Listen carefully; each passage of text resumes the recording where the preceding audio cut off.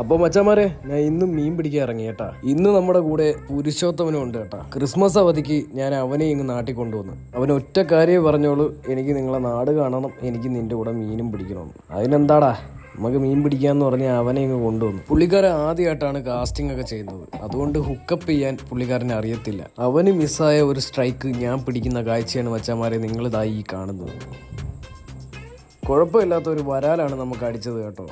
അവന് ഞാൻ എങ്ങനെ ഹുക്കപ്പ് ചെയ്യണമെന്ന് കാണിച്ചു കൊടുത്തതാണ് ഇതാ ഈ ഒരു വരാൽ. മീൻ പിടിക്കാൻ പഠിക്കുന്ന ദിവസം തന്നെ ആദ്യത്തെ സ്ട്രൈക്ക് കിട്ടിയ സന്തോഷത്തിലായിരുന്നു അവൻ.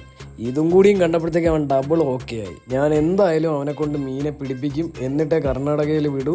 നമ്മുടെ ഈ ചെറിയ വീഡിയോ ഇഷ്ടപ്പെട്ടെങ്കിൽ ലൈക്ക് ചെയ്യാനും ഷെയർ ചെയ്യാനും സബ്സ്ക്രൈബ് ചെയ്യാനും കമൻറ്റ് ചെയ്യാനും നിങ്ങൾ ആരും മറക്കല്ലേ.